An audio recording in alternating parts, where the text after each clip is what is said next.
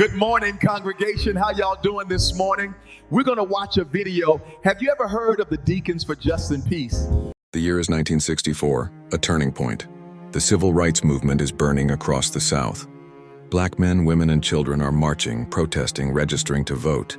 But the violence against them is getting worse. In Jonesboro and Bogalusa, Louisiana, local police were either ignoring white supremacist attacks or actively helping the attackers. People were being beaten.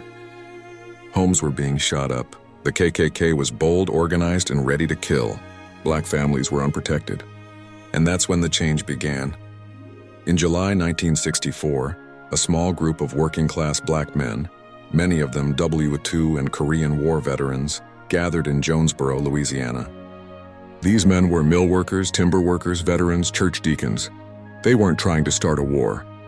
They were trying to protect their wives, children, and community from white supremacist terror. So they formed a secret group, the Deacons for Defense and Justice. Their mission: protect our people by any means necessary within the law. They believed in nonviolence for protests, but they refused to let their communities be easy targets. They trained, organized patrols, and legally armed themselves. Most of the founding members were church deacons, highly respected pillars of their communities. Using the word deacons allowed them to operate quietly at first without announcing their true purpose. It was a brilliant strategy. They appeared to be a church group, but they were a disciplined, coordinated defense organization. Their firearms were legal and their discipline was military sharp.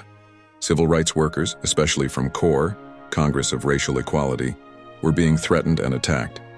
When the Deacons stepped in, everything changed. They escorted marches. They protected meetings. They followed activists home at night. They stood between families and the Klan. And when the KKK realized these black men were not unarmed, the violence dropped dramatically. White supremacist groups understood, if you come shooting, the Deacons will shoot back. This forced local police and the federal government to step in where they had refused to act before. In Bogalusa, Louisiana, the Deacons became legendary. This town was heavily dominated by the Klan. Black workers at the paper mill were harassed daily. Marchers were attacked openly in the streets. The Deacons began patrolling neighborhoods, protecting activists, standing guard at churches, escorting children to school. Their presence was so effective that the U.S. Justice Department intervened, ordering Bogalusa's police to stop ignoring Klan violence. The Deacons forced the government's hand. The Deacons were not trying to replace nonviolence. They were the shield behind the movement. They proved something powerful. Nonviolence does not mean helplessness. Self-defense is not aggression, and the black community had the right to live and protect itself.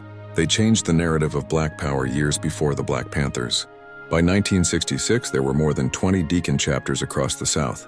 Their legacy includes inspiring later self-defense movements, forcing federal enforcement of civil rights laws, protecting hundreds of families and activists, showing that discipline, courage, and unity could defeat terror.